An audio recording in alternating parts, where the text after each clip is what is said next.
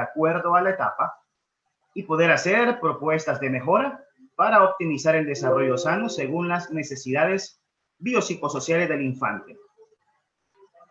Como introducción, estamos conscientes y conocedores de que el hombre, mediante su proceso de evolución hasta la adultez, se constituye en la historia de la adaptación al entorno ambiental.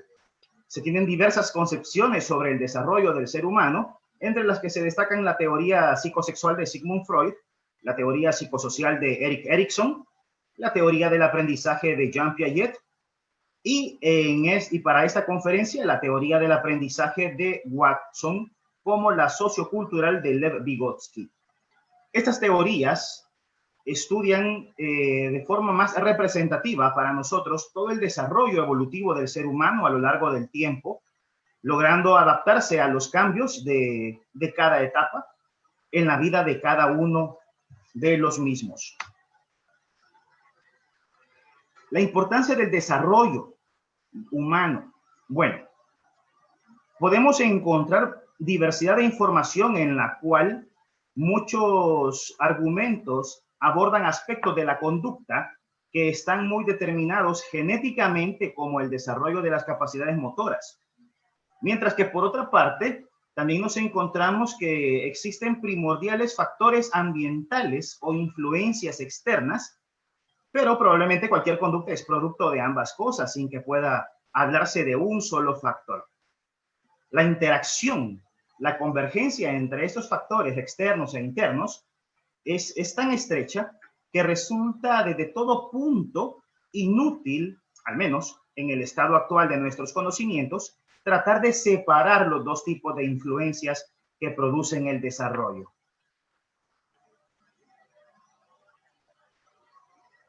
La psicología evolutiva es una rama de la psicología que estudia la forma en que los seres humanos cambian a lo largo de la vida y la forma en cómo reaccionan a un ambiente que también cambia constantemente, y de esta forma se logra describir, explicar y predecir el comportamiento, realizando sugerencias para modificarlo con el propósito de desarrollar al máximo el potencial de los sujetos. De igual forma, la psicología del desarrollo es otra rama de la psicología que estudia de igual manera los cambios conductuales y psicológicos de las personas durante el periodo que se extiende desde la concepción, ¿sí? Desde la concepción misma, en la etapa prenatal, hasta la muerte, y en todo tipo de ambiente, tratando de describir siempre y de explicar cuál es esa relación existente, ¿sí?, con el sujeto en sí, como de igual forma la relación con las diferencias que existen entre cada uno de los mismos, a fin de poder llegar a predecir los comportamientos y, como dirían los teóricos del ciclo vital, poder optimizar el desarrollo.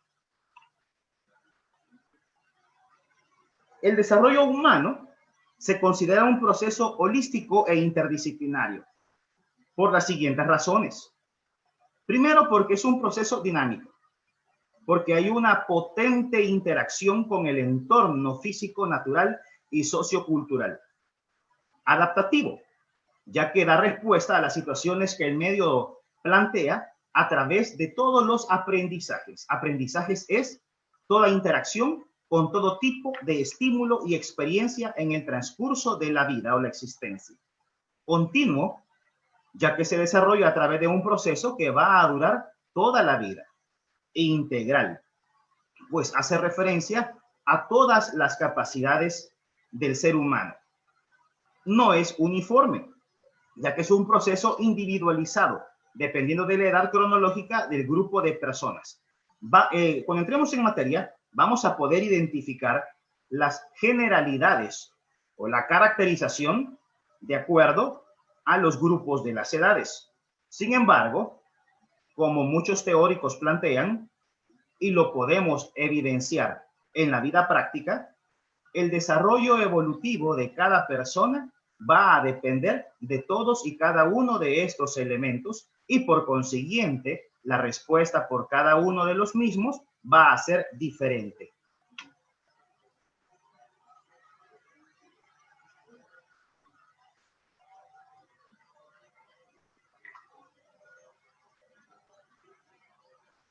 Las características básicas del desarrollo son, estamos ahorita con las generalidades.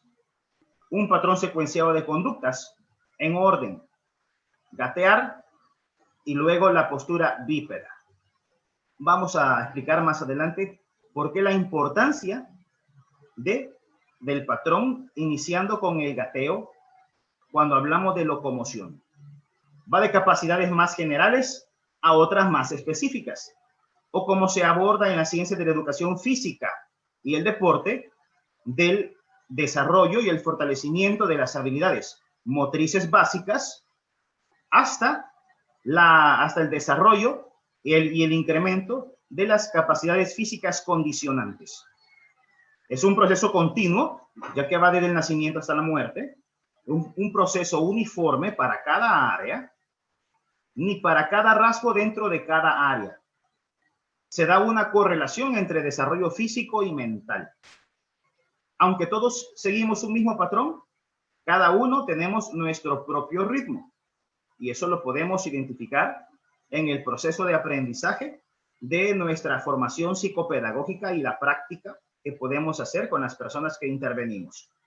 Es un proceso discontinuo y está dividido en etapas, fases, periodos. Cada etapa tiene unos rasgos dominantes que le son característicos y las etapas suelen ser estables, homogéneas y sucesivas, en las que los nuevos aprendizajes descansan sobre la base de la etapa anterior. He ahí la importancia de lo que conocemos comúnmente o a lo que llamamos de no quemar etapas.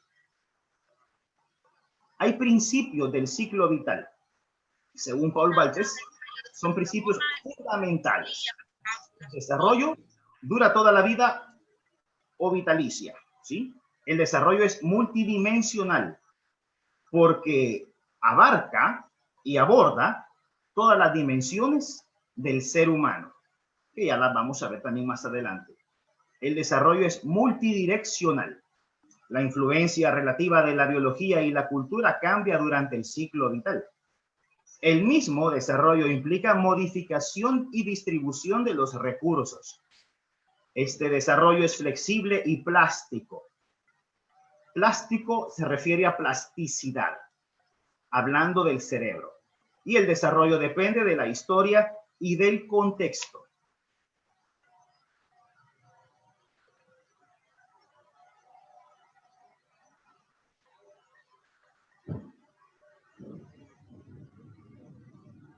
Los objetivos del estudio científico del desarrollo evolutivo son describir el proceso de este desarrollo, explicarlo, predecirlo y poder controlarlo. El desarrollo evolutivo es un proceso o serie sucesiva, gradual, de muchos cambios y transformaciones que implica el concepto de etapa como parte integrante del mismo desarrollo.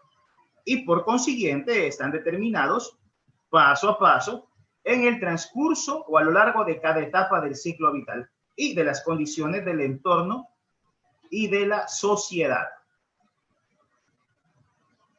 Cuando hablamos de herencia, ambiente y maduración, muchos teóricos o muchos profesionales abordan el tema de la importancia a la que adjudican la herencia o el ambiente como estímulos influyentes en el proceso evolutivo o de desarrollo en las diferentes etapas del ser humano. Cuando hablamos de la importancia de cada uno de estos, ¿sí? Vamos a hablar de procesos que se experimentan o que experimentan todas las personas y que de igual forma este proceso va a ser variado, diferente, único y con un ritmo distinto y una proporción de desarrollo según el ser humano, según la persona. El medio ambiente, experiencia, estimulación, de igual forma influye la cultura, historia y educación, el ambiente social, los amigos, los familiares, los factores intrínsecos de la persona misma, los factores personales, la herencia y maduración. A veces se considera, o no siempre se considera necesario poder examinar las características heredadas que tiene una persona, que dan a cada una el inicio especial en la vida. El desarrollo lo consideran activo o pasivo. El desarrollo es continuo o ocurre en etapas. Bueno, también los factores medioambientales o brindados por la experiencia misma están por lo general asociados a las relaciones de familia, del vecindario, de la comunidad, de la posición socioeconómica de la persona, la raza o etnia, la cultura, entre otros. ¿Sí? Cuando hablamos de cultura como una forma de vida total de una sociedad o grupo, con sus costumbres, tradiciones, leyes, ideas, valores, etcétera, hablamos de procesos y respuestas en el ser humano. El ser humano antes y el ser humano después del nacimiento, con la influencia de este factor o elemento, el cual es la cultura.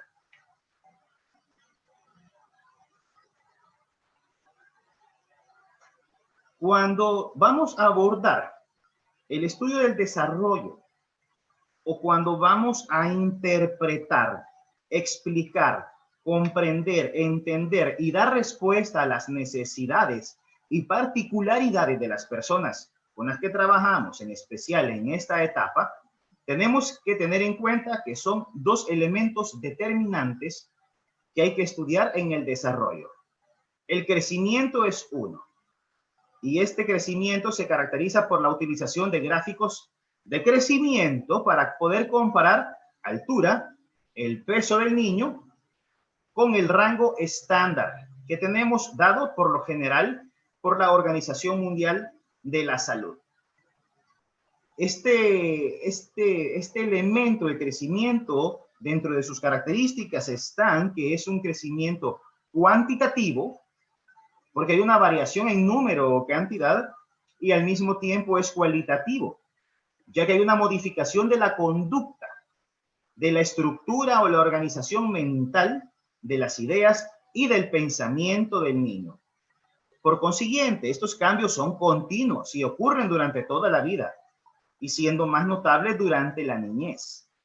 El aumento de estatura, aumento de los órganos internos y el cerebro, la combinación entre el crecimiento, la maduración y el aprendizaje del niño, manifiesta un crecimiento tanto mental como físicamente. Y es lo que podemos evidenciar e identificar en el proceso continuo de cada una de las etapas durante la niñez. El otro elemento a tomar en cuenta es la maduración. Entendamos que la maduración se refiere a la secuencia biológica determinada de eventos físicos que van a ser el resultado del proceso de envejecimiento en lugar de las experiencias.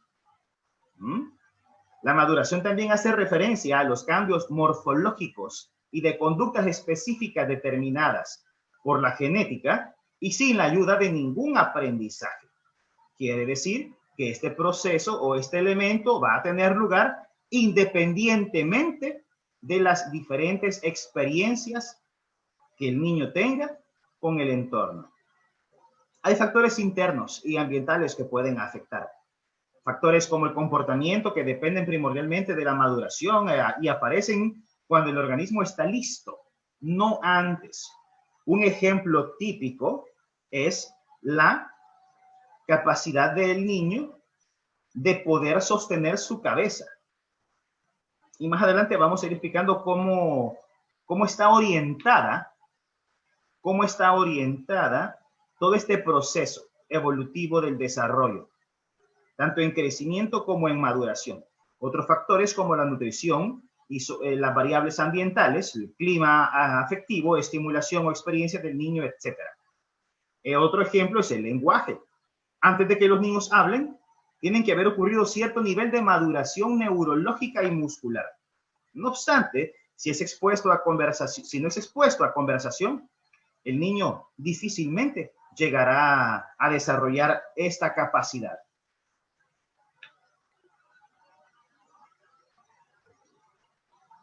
Dentro de la maduración y el aprendizaje, muchos cambios característicos de la infancia y la niñez temprana, como la capacidad de caminar y hablar, se vinculan con la maduración del organismo y del cerebro. Este proceso depende de ambos. En este caso, la maduración, como lo habíamos abordado, son la secuencia de cambios físicos y patrones de conducta influenciados genéticamente y general asociados a la edad, pero no dependen de ella. Sin embargo, están asociados. En cambio, el aprendizaje hace referencia a los cambios relativamente permanentes producto de la experiencia. El mismo proceso del desarrollo representa o tiene relación con tres ámbitos fundamentales. Los científicos del desarrollo estudian los procesos de los cambios y de la estabilidad en todos los ámbitos o aspectos del desarrollo y en toda la etapa del ciclo vital. Tres aspectos principales o dimensiones, como lo puedan encontrar en diferentes bibliografías, son el físico, el cognoscitivo o cognitivo y el psicosocial o psicoemocional. El ámbito biofísico, este se encarga del estudio del desarrollo físico, motor, sensorial y contextual que afecta el crecimiento, desarrollo y maduración del sujeto. Todo ese bagaje de experiencias que van a tener o van a producir una respuesta en este ámbito, de acuerdo a los estímulos con que el niño se vea expuesto. El cognitivo estudia el desarrollo del pensamiento y las capacidades intelectuales, así como lo que influye en el proceso de aprender a hablar, a escribir, a leer y el desarrollo de la memoria, entre otros más. Ámbito psicosocial o psicoafectivo. Estudia la capacidad de sentir, de expresar emociones, de poder relacionarse con los demás y en aportar todos los aspectos del ambiente que estimulan el desarrollo psicoemocional del individuo. De igual manera, las relaciones intrapersonales también están manifestadas como una respuesta en este ámbito. Aunque intentemos poder abordar por separado el desarrollo de la persona, tanto físico, cognitivo y psicosocial, todo esto hace referencia a que están interrelacionados como un elemento único y que fluye de forma continua y permanente. El cerebro del ser humano funciona mejor. El razonamiento es más agudo. El ánimo es más luminoso y la vulnerabilidad a las enfermedades disminuye si estamos en buena condición física. Este concepto lo estableció Diamond en el 2007, en su libro de Papillon, en la página 153. Los avances y los retrocesos cognitivos tienen una relación estrecha con factores físicos, emocionales y sociales. Avances y retrocesos. Importante, ¿eh? El desarrollo psicosocial afecta, ¿sí?, tanto el desarrollo físico, cognitivo y psicosocial, por lo que lo hace un proceso unificado.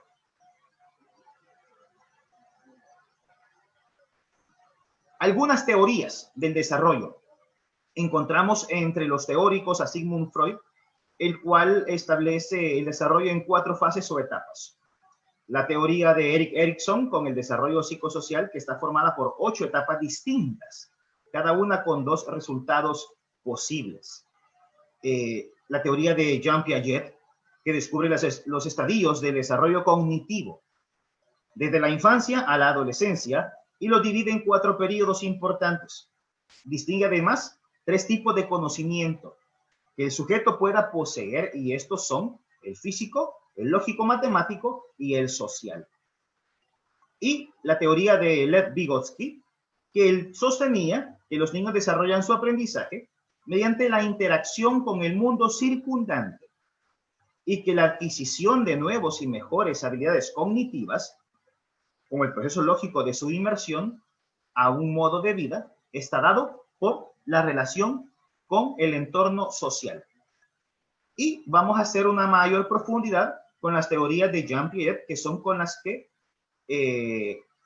a nivel internacional, se trabaja en la elaboración o planificación, elaboración o desarrollo de los diferentes planes o programas educativos en los diferentes países. Generalidades de la teoría psicoanalítica de Sigmund Freud. Sigmund Freud propuso que la personalidad se forma a partir de conflictos infantiles inconscientes entre los impulsos innatos que están en la etapa prenatal del ello y las necesidades de la vida civilizada. Dichos conflictos se suscitan en una secuencia invariable de 5 etapas de maduración del desarrollo psicosexual. La etapa oral, anal, la fálica, la de latencia y la genital. Pueden identificar los rangos de edades, cuál es el foco de placer y las actividades principales o características de cada una de estas etapas. Según Jean Piaget, un gran psicólogo, epistemólogo, biólogo y considerado el padre de la epistemología genética, famoso por todos los aportes al estudio de la infancia y por la teoría constructivista del desarrollo de la inteligencia, el crecimiento cognoscitivo ocurre a través de 3 procesos relacionados, que son organización, adaptación y equilibración. Estas fases que establece Jean Piaget, las fases del desarrollo cognitivo, surgen de trabajos llevados a cabo durante los periodos de los años 1896 a 1980. Descubre 4 etapas del desarrollo cognitivo: la sensoriomotora, de 0 a 2 años, la preoperacional, de los 2 a 7, que son las que nos competen para esta sesión, la concreta y las operaciones formales.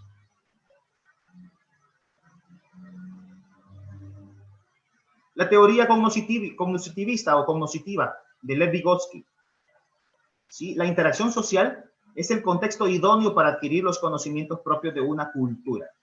Según Vygotsky, el instrumento más importante para dicho aprendizaje es el lenguaje, el cual únicamente podrá ser adquirido mediante la interacción con el mundo circundante.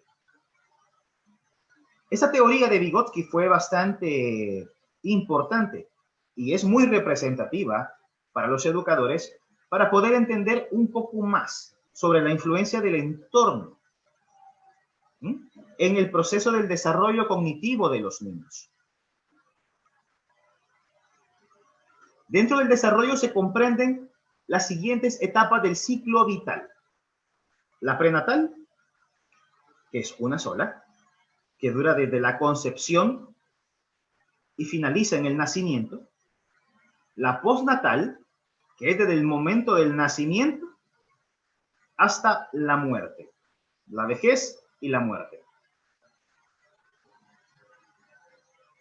La infancia es una etapa comprendida entre el nacimiento y los 6 años de edad.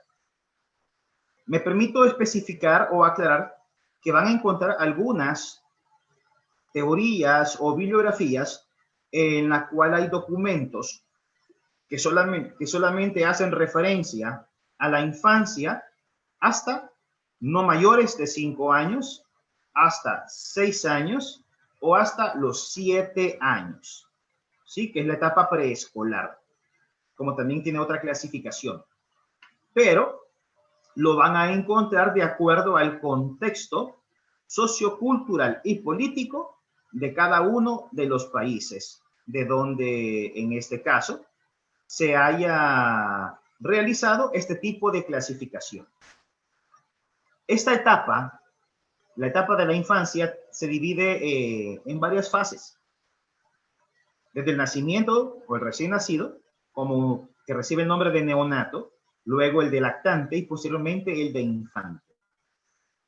Esta etapa no sería más que la sucesión de equilibrios cada vez más adaptados al mundo en el que el niño deberá insertarse y convivir. Dentro de las etapas o periodos está desde los 0 a los 3 años, que más adelante vamos a ver cómo tiene sus diferentes subdivisiones o subclasificaciones. El segundo desde la edad de los 3 años hasta los 6, 7 años, que son los que nos competen para esta conferencia, de los 7 a los 12, de los 12 o hasta los 18 y de los 18 en adelante.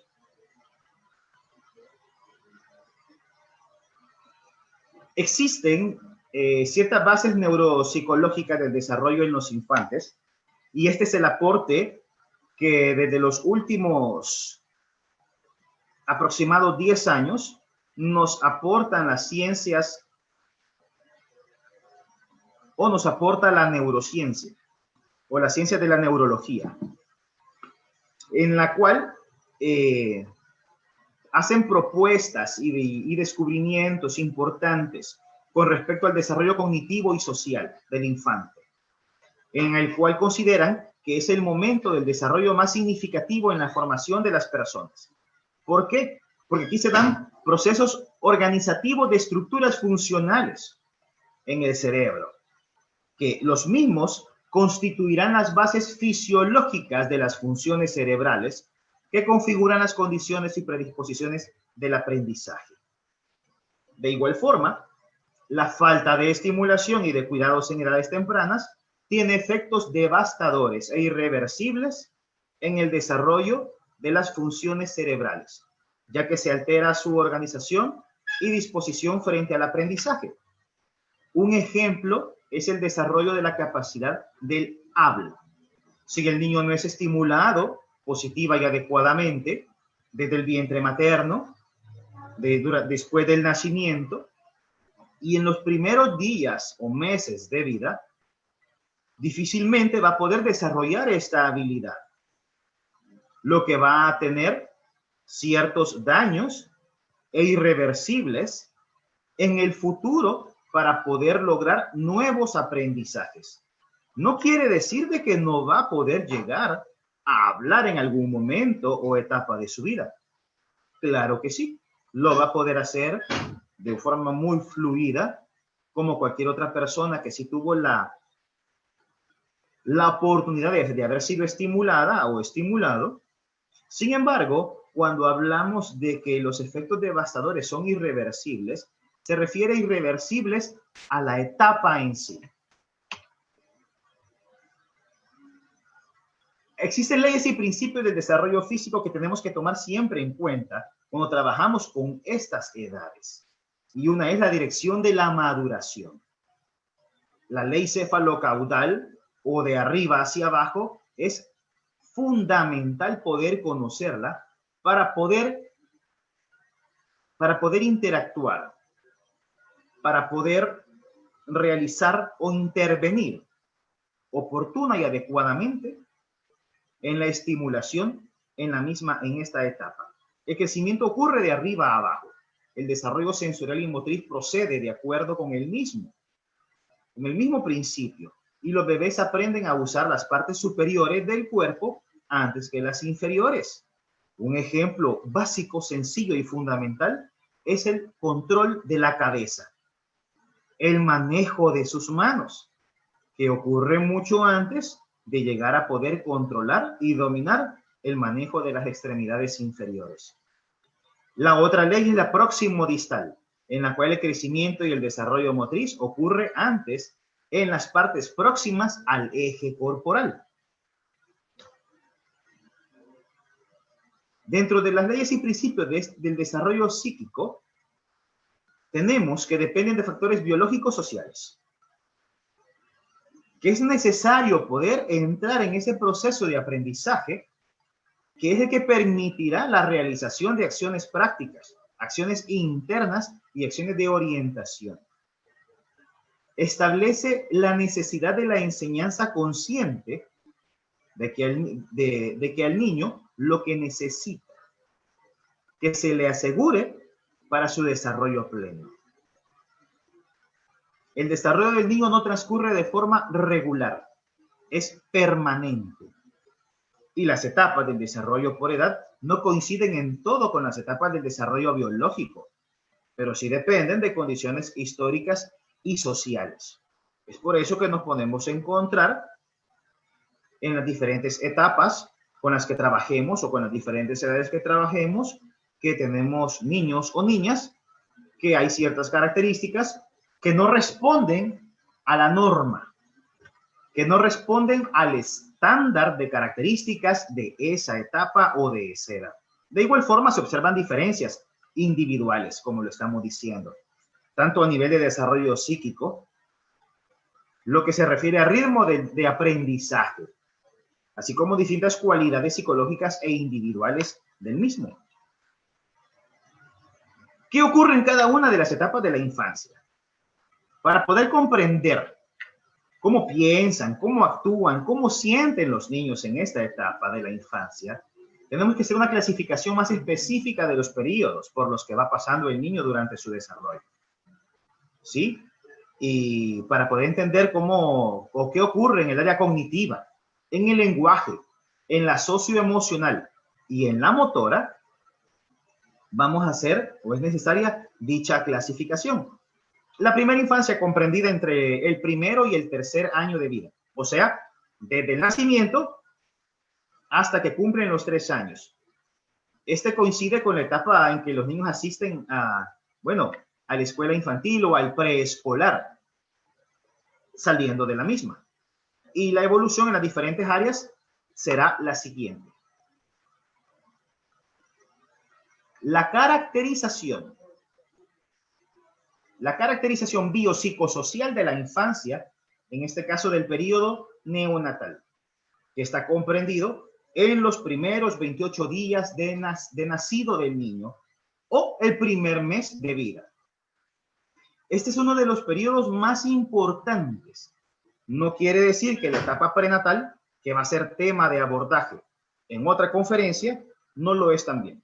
Sin embargo, es uno de los periodos más importantes en los niños y las niñas porque hay varios casos de mortalidad y morbilidad que pueden derivar de consecuencias neurológicas graves.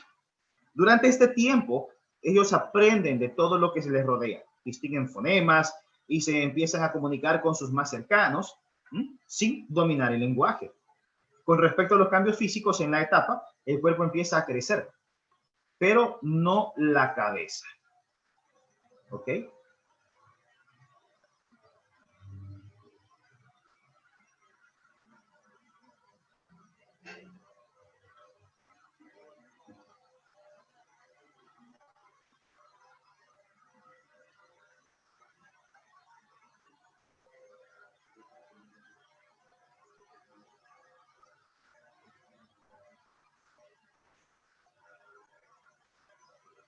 La caracterización biopsicosocial en el periodo de la infancia.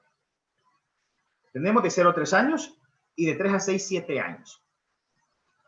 Hay características básicas, generales, como el paso de la percepción de un universo global que el niño pueda distinguir entre él mismo y los demás, a la formación de un yo, ¿sí? Que va a estar separado de los objetos exteriores. Esto por un lado. En la segunda infancia, el proceso de adaptación al mundo circundante se ve mucho más acelerado, no solo por el considerable cambio fisiológico que experimentan los niños, sino sobre todo por un factor social, en el cual está dado y representado por el desarrollo del lenguaje mismo. En la infancia se dan ciertas características. En la fase sensoriomotora, que es de 0 a 2 años, se caracteriza o se enfoca en 2 áreas específicas. El aprendizaje de los mensajes que el cerebro envía respecto a estas capacidades, en el cual los niños responden mejor a los juegos, que se enfoca en mejorar estos 2 comportamientos. Es por ello que siempre es de esperar que los niños a esta edad reconozcan a sus padres al tercer mes y aprenden cuál es el juguete favorito y quiénes son sus personas favoritas. El niño quiere el conocimiento de que es diferente del ambiente en el que existe. Es muy importante poder estimular adecuada y oportunamente esta etapa para poder favorecer a estos cambios, al desarrollo y al fortalecimiento de esas características. De igual forma, el estadio prelingüístico es la inteligencia en la que se apoya fundamentalmente estas acciones. Los movimientos y las acciones en esta etapa carecen totalmente de un referente operacional simbólico. Y el registro, o se registra una evolución que va desde los reflejos simples, reflejos Moro, el Babinski, y la búsqueda, marcha y otros, hasta conductas más complejas que abarcan la coordinación, en este caso, de la percepción.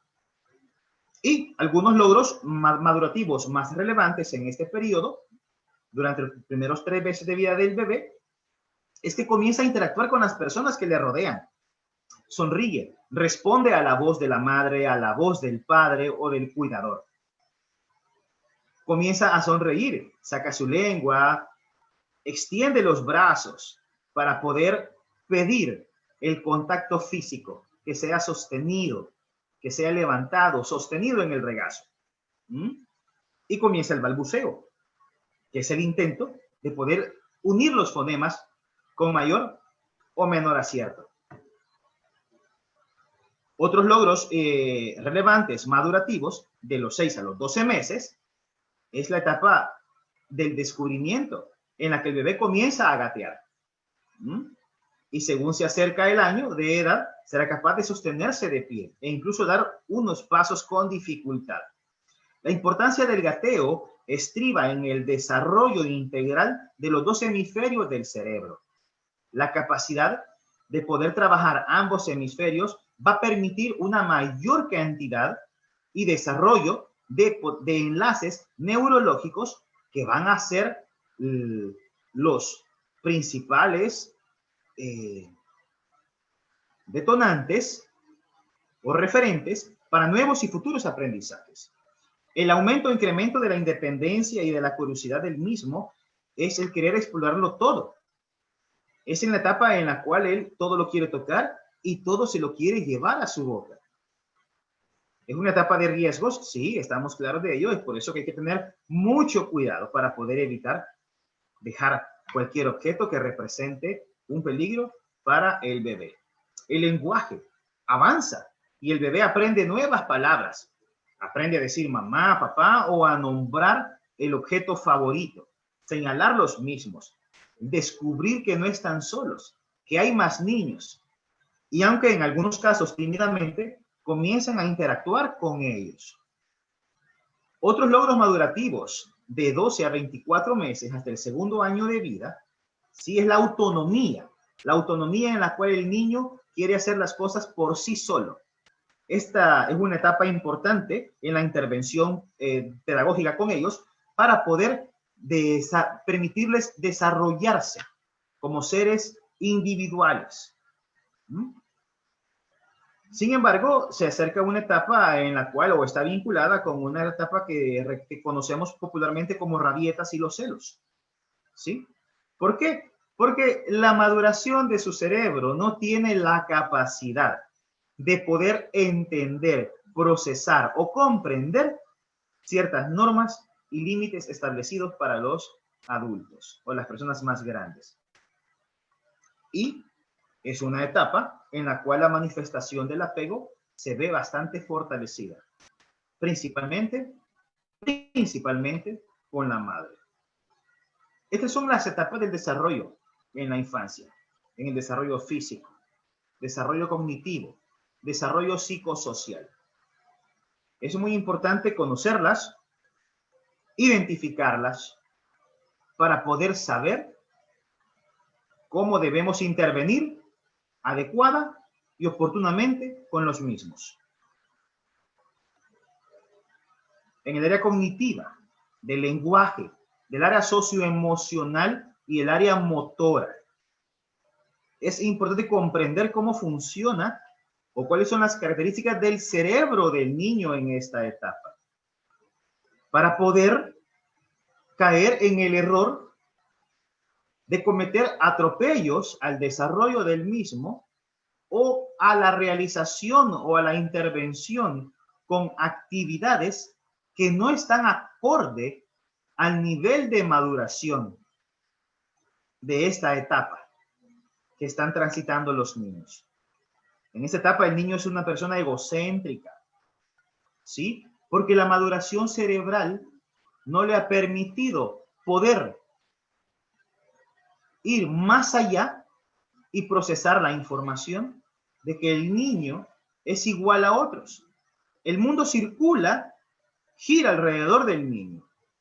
Por consiguiente, todo le pertenece, todo es para él y todo él lo debe de hacer.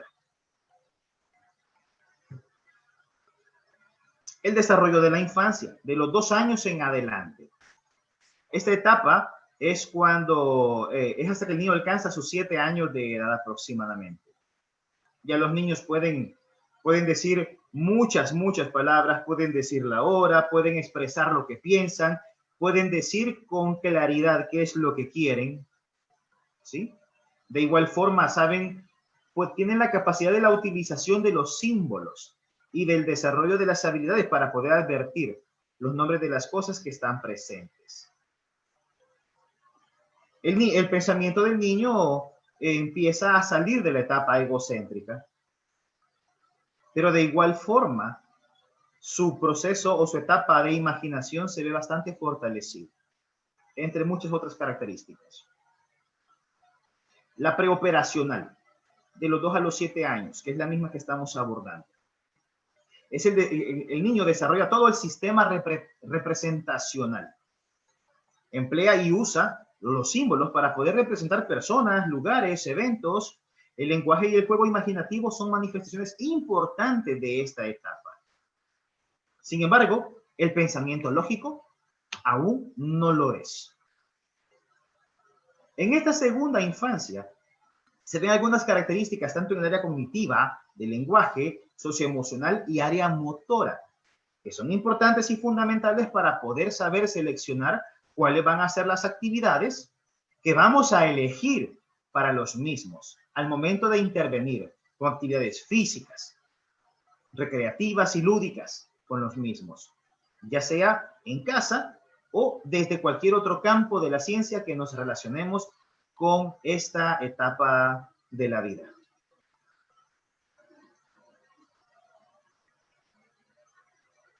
De igual forma, algunos elementos importantes del desarrollo físico, cognitivo y psicosocial forman parte indiscutible que hay que tomar en cuenta para poder hacer la selección, la planificación y la ejecución de actividades en esta etapa. ¿Sí?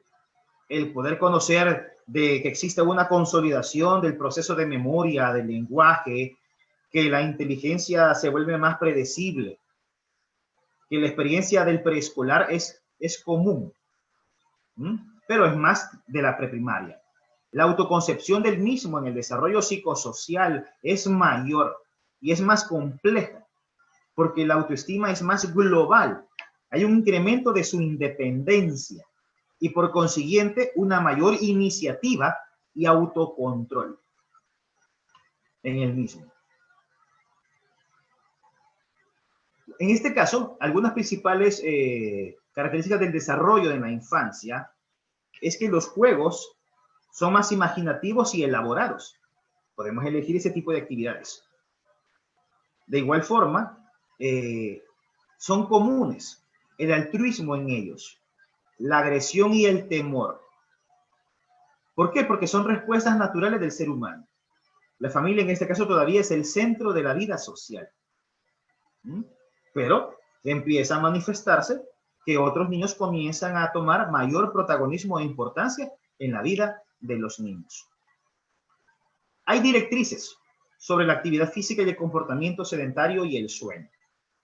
¿Basado en qué? Basado en la caracterización de cada una de estas etapas o edades. ¿Por qué es importante que el profesional que interviene con los niños o con cualquier etapa o edad de las personas debe contar con una formación psicopedagógica? La formación psicopedagógica es la que le permite al profesional que interviene en la realización, recomendación o prescripción de actividades físicas, saber o poder realizar un trabajo más adecuado, más efectivo, más eficaz y por consiguiente pertinente. En la estimulación temprana de los 0 a los 2 años, La recomendación es que deben estar físicamente activos de diversas maneras y principalmente con el juego interactivo. ¿Qué quiere decir juego interactivo? Ese contacto con sus padres o cuidadores. Somos muy conscientes que dada la situación de la vida cotidiana, muchos padres se ven obligados a estar fuera de casa, a cumplir horas de trabajo. Muchas veces no pueden dedicar ese tiempo y espacio a sus hijos. Es por eso que toman protagonismo muchos otros profesionales en los cuales los niños van a ser depositados bajo su cuidado o puestos bajo su cuidado y los cuales deben de contar con esa formación psicopedagógica que les va a permitir tener las herramientas y competencias para poder realizar una adecuada y pertinente intervención con los mismos. La recomendación es poder hacer un cúmulo de al menos 30 minutos al día de actividad, de juegos interactivos con los niños. Para aquellos niños que hasta los que en el periodo de 0 a 2 años aún no sean capaces de desplazarse, de movilizarse, ¿sí? También deben de acumular ese periodo en la posición prona. De igual forma, hay que evitar que los niños estén inmovilizados o quietos por más de una hora continua, ya sea que estén en una andadera, que es total y absolutamente inadecuado. ¿Por qué? Porque va en contra y rompe todo proceso de desarrollo formativo y de fortalecimiento de la ergonomía del niño o del ser humano. Hay que buscar información al respecto. Hay que evitar mantenerlos mucho tiempo sentados, sujetos. No se recomiendan que estén en esta etapa. Es prohibida, rotundamente prohibida, la permanencia de niños con pantallas. No importa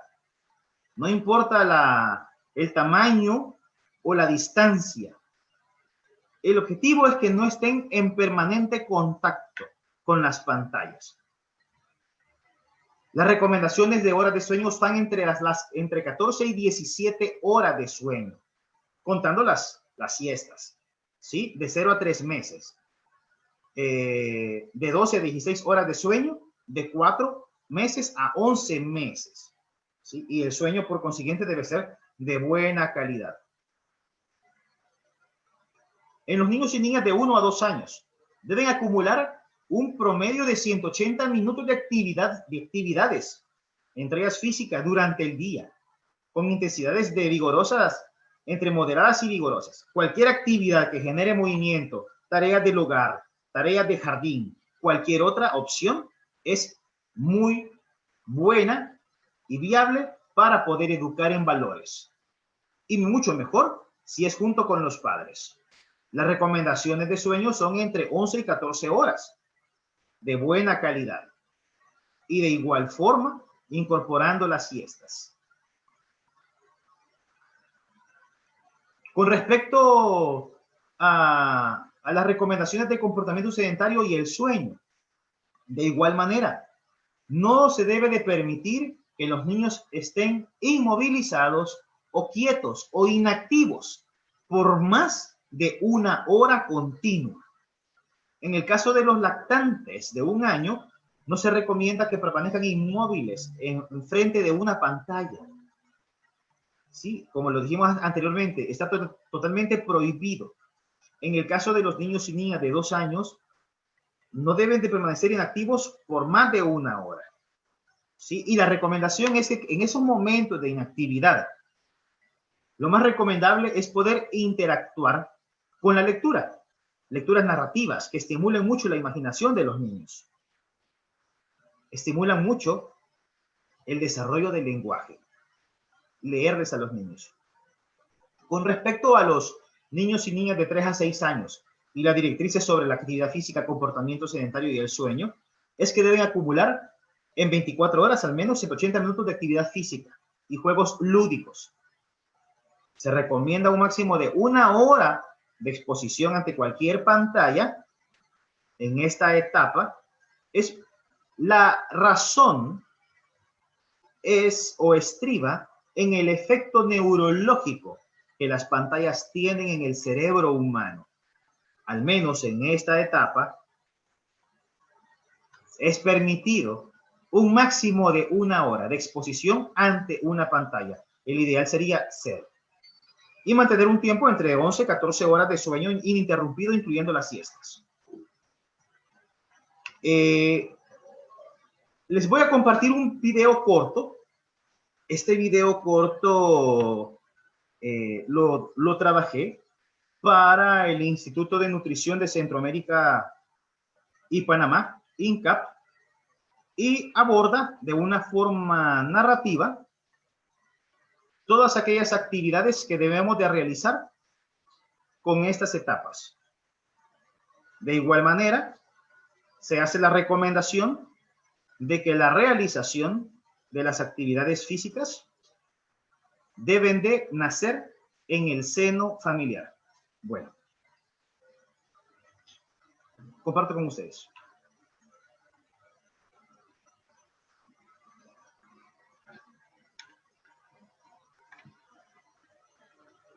El proceso de gestación o embarazo es el momento idóneo para que el organismo comience a experimentar los múltiples beneficios que a nivel físico, fisiológico, psicológico, emocional y entre otros aporta el realizar actividad física, tanto a la madre como al bebé.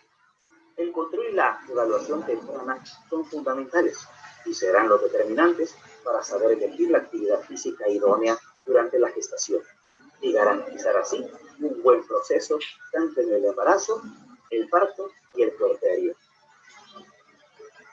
El desarrollo psicomotriz es fundamental, no solo para el desarrollo físico, sino también para el intelectual y el emocional. En la primera etapa de la vida, el bebé desarrolla facultades necesarias que le facilitarán su vida adulta. Por ello, los pediatras y los profesionales de las ciencias aplicadas a la educación física y el deporte recomiendan que los niños tengan actividad física desde la etapa de lactancia. El desarrollo psicomotriz depende de la oportunidad de moverse, de jugar, de la práctica y la calidad de los movimientos y actividades. Pero obviamente en la primera etapa de los bebés necesitan de la ayuda de sus padres para un adecuado y óptimo desarrollo.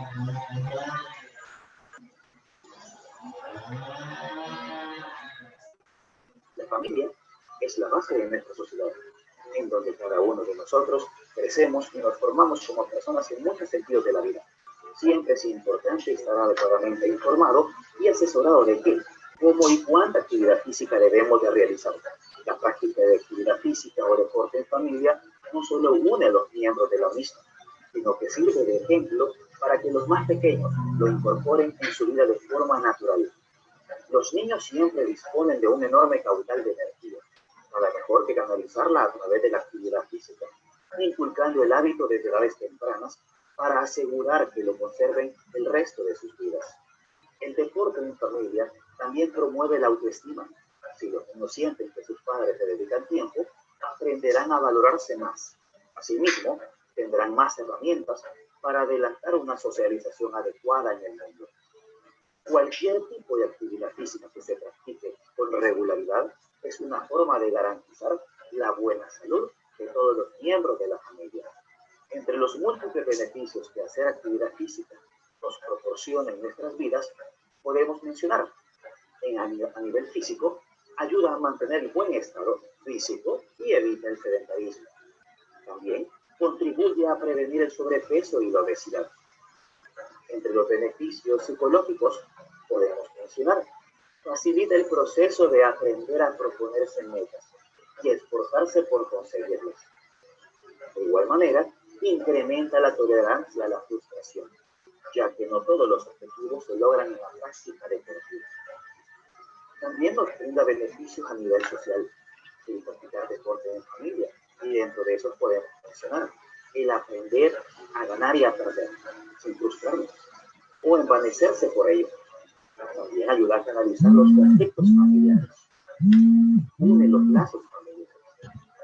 En resumen, la práctica de actividad física en familia nos aporta múltiples beneficios a todos los integrantes de la vida.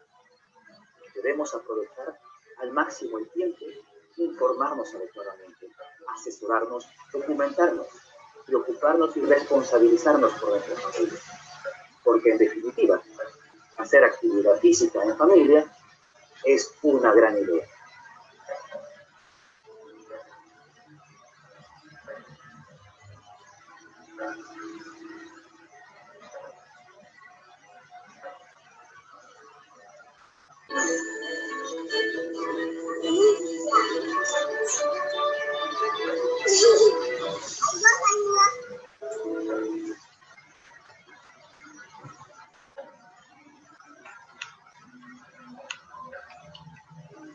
Bueno, ese fue el video que les compartí. Este es el momento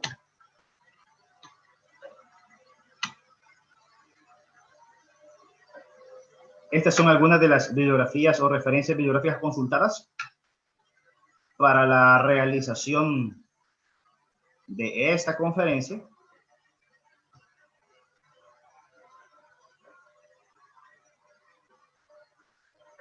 Y bueno, agradezco mucho su atención. Si tienen alguna pregunta, comentario o algo que compartirnos, pues sería de mucho gusto poder escucharlos.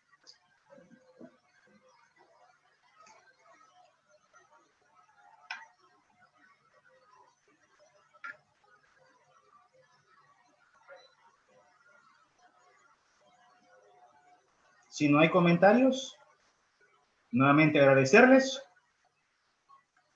e invitarles a que nos veamos en la próxima sesión.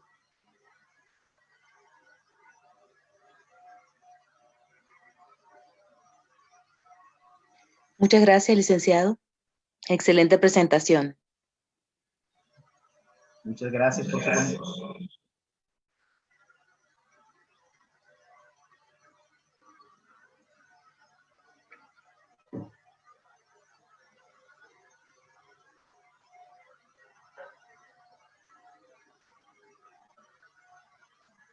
Gracias, Marilyn. Gracias por su comentario.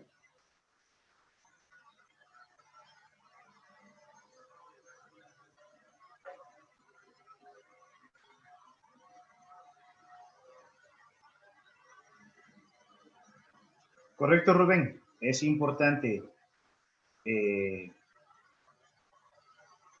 poder estar adecuadamente informados y conocedores de estos y otros elementos que conciernen al desarrollo de cada una de las etapas para que nuestra intervención sea siempre la más adecuada, para poder favorecer positivamente, en este caso, el desarrollo de los niños.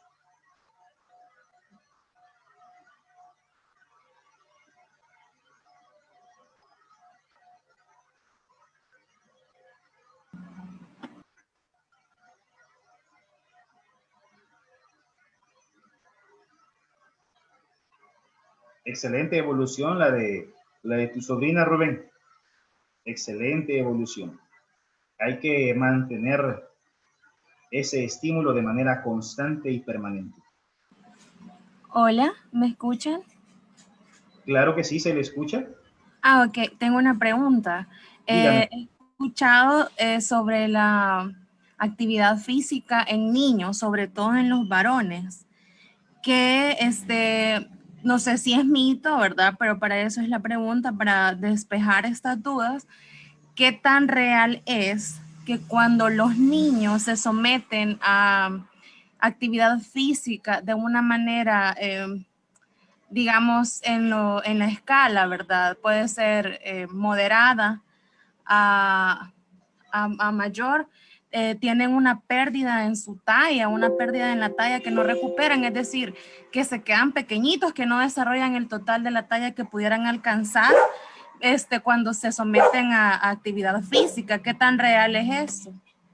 Ok. Asnet, ¿verdad? Su nombre es Asnet. Es Asenet. Ajá, Asenet, ¿desde dónde nos sintoniza usted? Estoy ahorita en Ahuachapán. En Ahuachapán. ¿A qué se dedica usted, Asenet? Soy egresada de la carrera de licenciatura en nutrición. Nutrición, ok. Antes de todo, hay que comprender los procesos evolutivos del crecimiento y del desarrollo, en este caso del niño, y cómo se van suscitando en cada una de las etapas. De igual forma, el crecimiento tanto longitudinal del niño como transversal, de órganos y de huesos principalmente.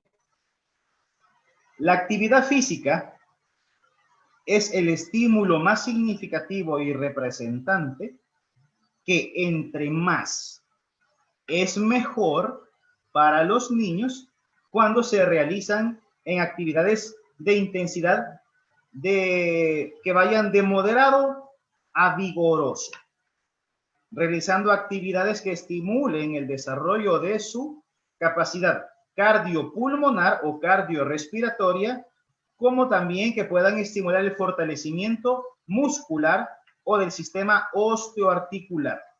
¿Sí?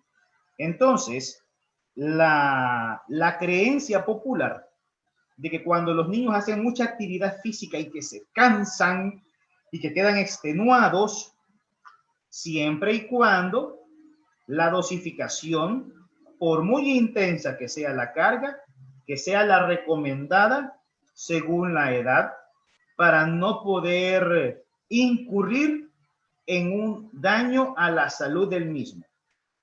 Pero de que la realización de la actividad física tenga una relación estrecha o lejana con el impedimento del crecimiento o del incremento de la talla del niño, es total y absolutamente falso.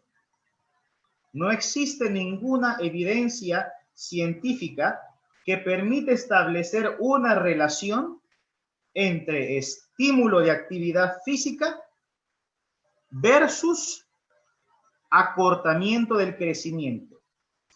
Ahora bien, existen teorías que manejan algunas ciencias como la ortopedia y la pediatría vinculadas a la actividad física, en la cual la utilización o el uso o realización de actividades físicas con implementos o el uso de objetos que impidan o que contengan en la continuidad del crecimiento, en este caso de los huesos, tiene relación con retrasar o hacer más lento el proceso de crecimiento longitudinal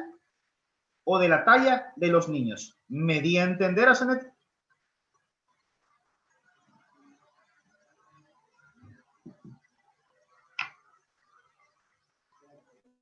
Asenet, ¿me di a entender? ¿Respondí a su pregunta?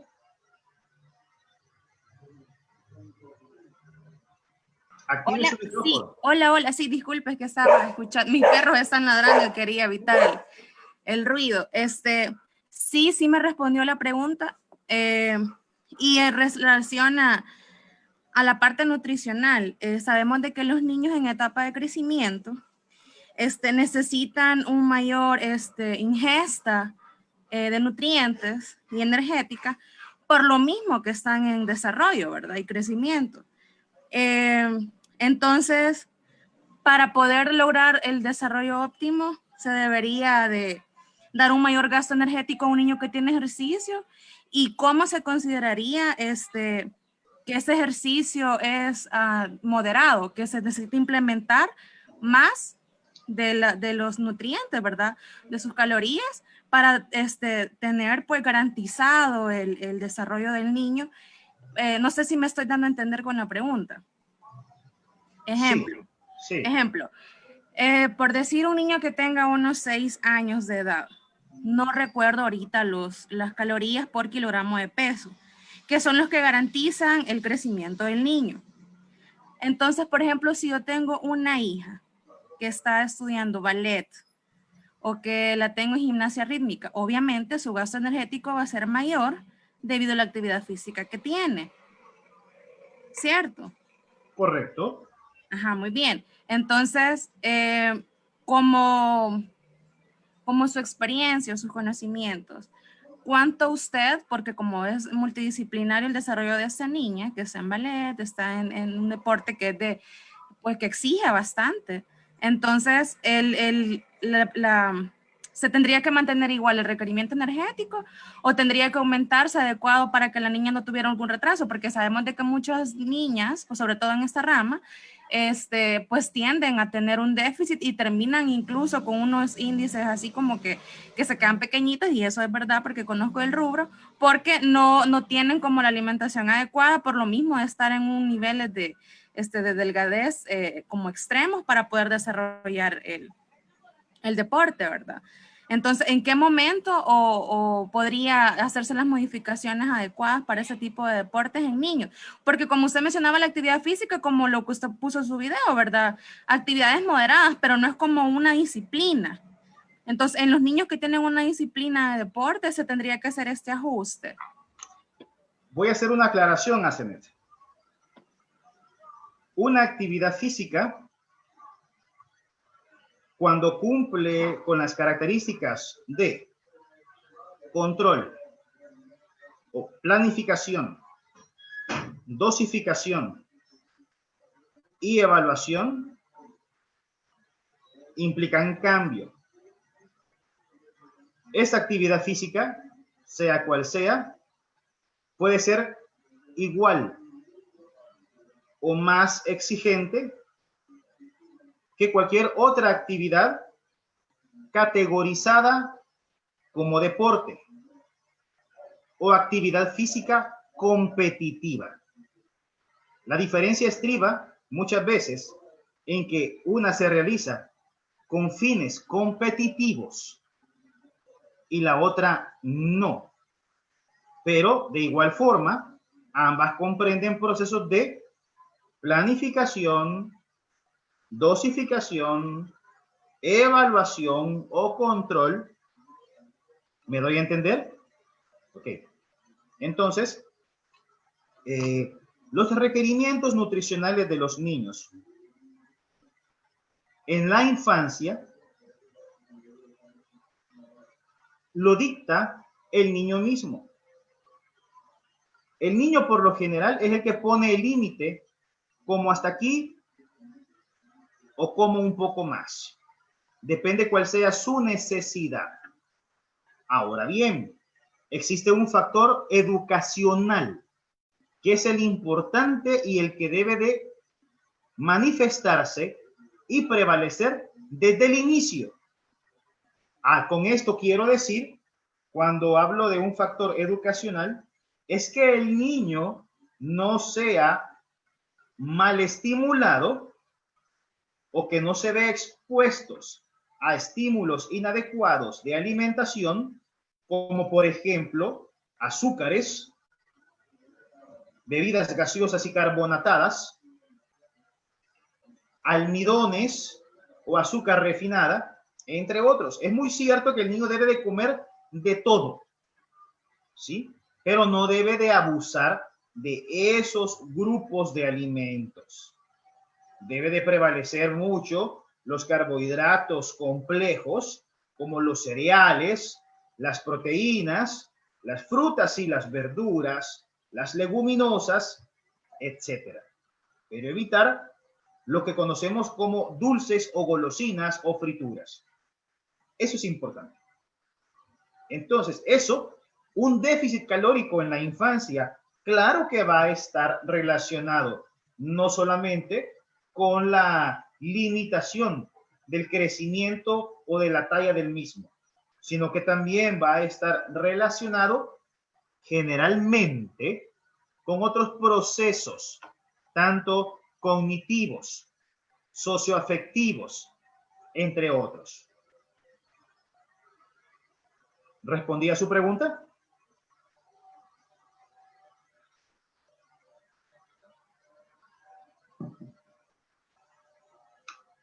Sí, claro, y totalmente de acuerdo con la explicación que acaba de dar. Considero sí que no, jamás a los niños, ni siquiera a los adolescentes, se les puede poner un déficit calórico, incluso cuando están en actividad física, más sin embargo, si ellos presentan como una disciplina deportiva, como usted lo dijo, competitiva, pues ahí se hace, ¿verdad? La adecuación y sí, me parece muy acertada y aclaró mis dudas. Me alegra haber podido hacer eso. Gracias por tu pregunta, señor. Bueno, si no hay más preguntas, nuevamente agradecerle su presencia, su sintonía y nos vemos en la próxima. Ah, perdón. Mario Zavala necesita hacer una pregunta. ¿Sí, Mario? Sí, buenos días. Una Buenos días, pregunta. Mario. Sí, bueno, felicitarlo por la videoconferencia, está muy excelente. Y acá en mi conocimiento le estaba para pedir un poco a la compañera que me antecedió con la pregunta. Como decía usted, todo lo que he planificado tiene que estar evaluado, dosificado y controlado también. Y creo yo cuando hablamos de gasto energético de los atletas y los niños, y toda la actividad son positivas, toda actividad física, pero sin embargo, habemos en el punto mío de experiencia, entrenadores y de equipos nacionales ya como alto rendimiento, queremos agarrar al niño y darle mucha carga física, ya correlacionado con los volúmenes e intensidad de trabajo, y no controlamos y queremos meterle de determinada carga física a los niños, creyendo que son alto rendimiento, cuando sabemos que en la etapa temprana de ellos no es el alto rendimiento, sino buscando lo que son los juegos lúdicos y el desarrollo de su crecimiento. Entonces creo yo que tiene que estar correlacionado siempre a los entrenadores que agarran y le meten cargas prolongadas a los niños, ya de 2 horas como atleta de alto rendimiento. Creo que tenemos que, en ese particular creo que le entendí a ella, que ha sido el mito de siempre, que hay entrenadores, por ejemplo, de heterofilia, que le meten a los niños ya. Excelente, Mario. Así mismo es. Así mismo es. Muchas gracias por complementar. Gracias. ¿Sí? Y por la participación. Un gusto poder escucharte hasta Nicaragua. ¿Sí, Sandra?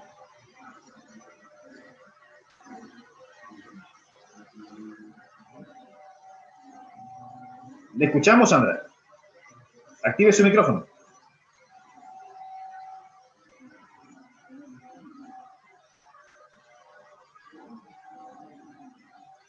¿No se le escucha, Sandra?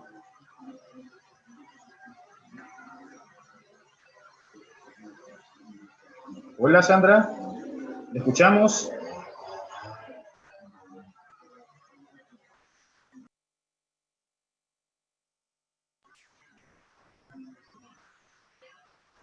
Creo que tiene problemas, Sandra, con su micrófono. Si le da problemas en el micrófono, puede escribir su pregunta, Sandra.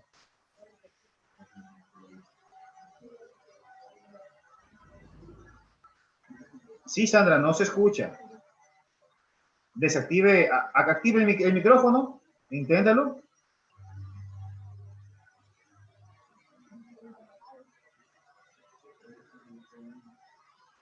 Haga sus comentarios, Sandra.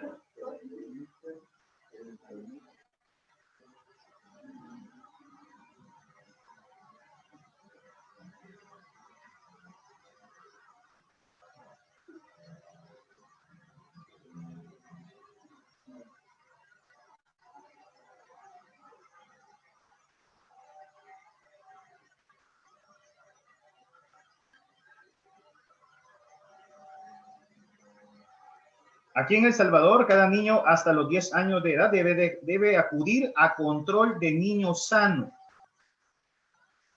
Sí, es lo que establece el Ministerio de Salud, según las direcciones de la Organización Mundial para la Salud, manejando las tablas correctas de gráficas de peso para la edad y la talla. Sí, son gráficas estándar que están adaptadas de las que se emite de la OPS y de la OMS para el sector de Centroamérica o Latinoamérica.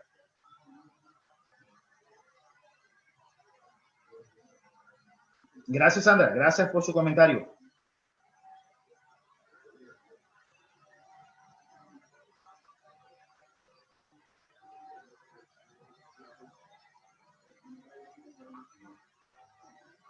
Por consiguiente, dice Sandra que ahí se puede observar si hay desnutrición aguda y en caso de existir, se pueden hacer las recomendaciones nutricionales adecuadas.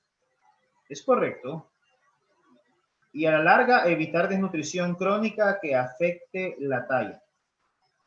También, así mismo es.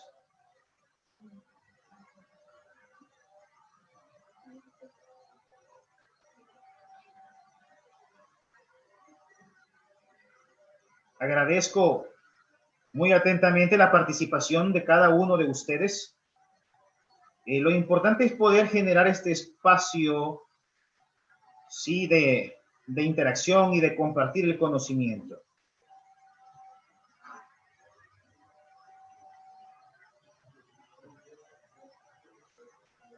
Así es, Marilyn. Son las gráficas de crecimiento y desarrollo para el control de niños sanos. Esos son los estándares que se tienen.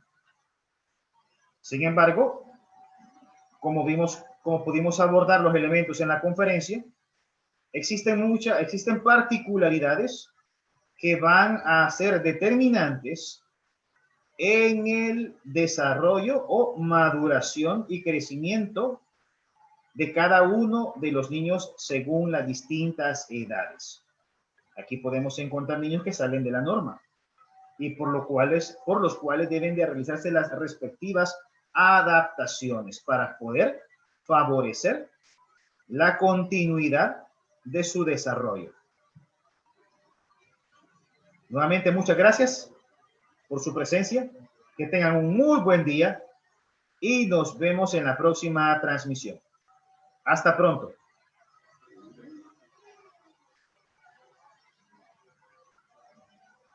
Bendiciones para todos.